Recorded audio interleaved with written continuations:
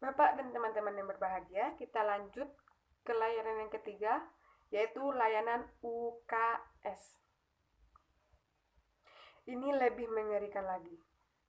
UKS itu katanya adalah usaha kesehatan sekolah atau usaha kesehatan masyarakat yang dijalankan di sekolah.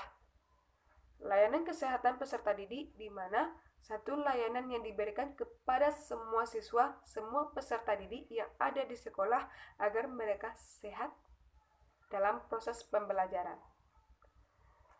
Ketika terjadi suatu kondisi yang membuat mereka perlu layanan kesehatan, mereka punya tempat, tidak harus pulang atau tidak harus segera dibawa ke rumah sakit, tetapi ada layanan minimal kalau memang kondisi-kondisi masih dalam frekuensi yang bisa diatasi, sehingga menjadikan peserta didik sebagai sasaran utama dalam konteks UKS ini, dan personil sekolah lainnya sebagai sasaran tambahan, sehingga selalu ada solusi.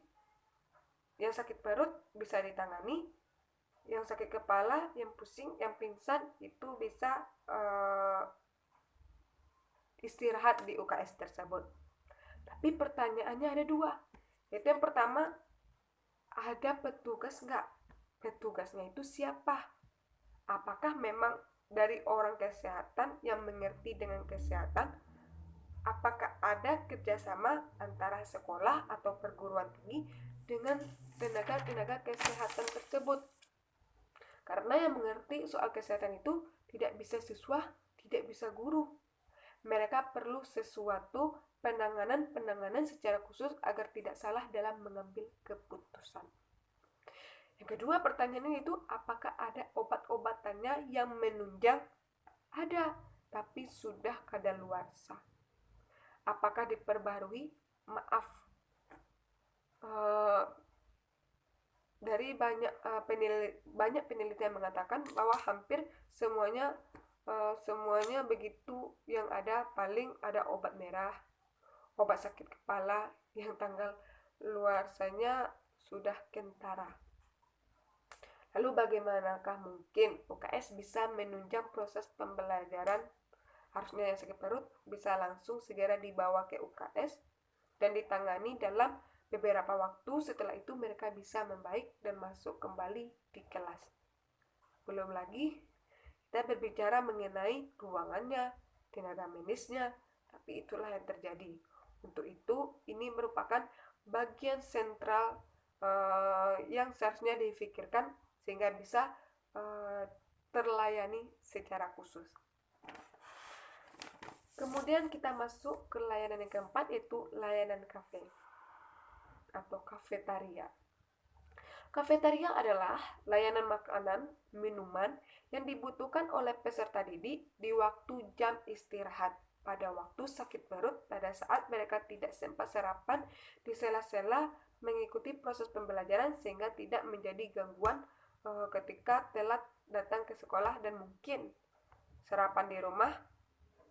Guru memberikan kesempatan mereka untuk sarapan dulu melalui strategi-strategi yang sudah didesain. Jadi jangan sampai ini jadi peluang-peluang bagi siswa untuk melarikan diri atau cabut, sehingga sekarang kafe-kafe dijadikan sebagai tempat mereka untuk melarikan diri, melepaskan diri dari satu mata pelajaran tertentu, duduknya berlama-lama. Banyak sekali yang sudah terjadi. Karena itu disebabkan tidak ada kerjasama yang luar biasa antara pengelola kafe dengan sekolah. Harusnya ada keterikatan antara sekolah dengan pemilik kafe. Belum lagi persoalan mengenai kesehatan makanan, kadaluarsa yang berdampak, belum bau masakan kafe yang berada di dekat sekolah, di dekat kelas yang mengganggu, seperti siswa akan terpecahkan pikirannya, wah bau ini enak sekali, sehingga tidak fokus ke pembelajaran, sehingga proses pembelajaran terganggu. Untuk itu sekolah haruslah mendesain eh, dan mengelola siapa yang berhak di situ. Ya silahkan diambil dari masyarakat, tetapi mengikuti aturan main yang telah ditetapkan oleh sekolah, sehingga anak memang jadi sehat, makanannya di situ terjamin. Ketika anak-anak izin masuk, di situ ada surat, ada keterangan-keterangan yang diberikan, dan di dalam keterangan itu ada kode-kode yang diketahui oleh pengolah kafe dengan guru, sehingga bisa mengetahui siapakah yang cabut, yang keluar, yang tidak sesuai dengan izin yang mereka minta tersebut. Bapak dan teman-teman yang berbahagia, kita lanjut ke layanan yang berikutnya, yaitu layanan ibadah. Di negara kita ini yang mayoritas agama muslim, cukup memprihatinkan sebenarnya, tapi beberapa kondisi, beberapa perguruan tinggi sudah mulai, artinya kalau untuk perguruan tinggi minimal satu fakultas itu sudah memiliki tempat ibadah ini atau musola. Musola yang dikelola berarti ada yang membersihkan, ada yang menjamin atau menjaga kebersihannya, karena ini adalah tempat ibadah, tempat yang berhubungan dengan Tuhan yang Maha Kuasa, dengan Allah Subhanahu wa Ta'ala. Jadi memang sedemikian rupa layanan khusus ini didesain juga supaya bersih. Selain itu, ibadah menjadi tempat prospek untuk bertukar pikiran, berdiskusi, untuk proses pendidikan keagamaan, pengembangan diri, kerohanian. Pertanyaannya adalah berapa banyak perguruan tinggi di setiap fakultas yang memiliki musola, atau kadang-kadang ada yang menjadikan kelas sebagai musola. Namun seperti yang sudah saya lihat, tempat ibadah ini sudah banyak ya perguruan tinggi ataupun sekolah menyediakannya, karena ini berhubungan dengan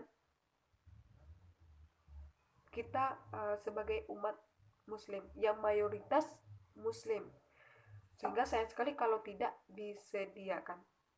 Sarana ibadah bagi peserta didik merupakan sarana penunjang untuk proses belajar mengajar, karena akan lebih nyaman jika ada sarana ini di dekat kita. Misalnya sudah ada misalnya sudah masuk waktu sholat. Kalau musola itu tidak dekat dengan ruangan kita, tidak mungkin kan kita pergi ke fakultas lain. Kalau kita pergi minimal 5 menit pergi, 5 menit pulang, lalu jam berapa kita akan makan?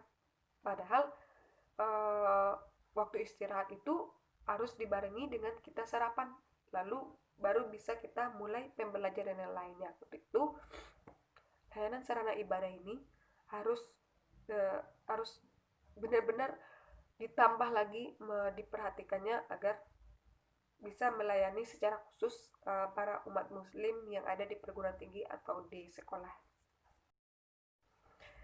Baiklah Bapak dan teman-teman yang saya sayangi, sekian yang dapat saya jelaskan mengenai layanan administrasi layanan khusus. Jika ada kesalahan, saya mohon maaf karena itu murni tidak saya sengaja. Tetap jaga kesehatan karena bumi kita masih belum dalam keadaan yang sehat. Saya tutupi dengan wabillahi taufiq wal hidayah. Wassalamualaikum warahmatullahi wabarakatuh. Sampai jumpa semuanya.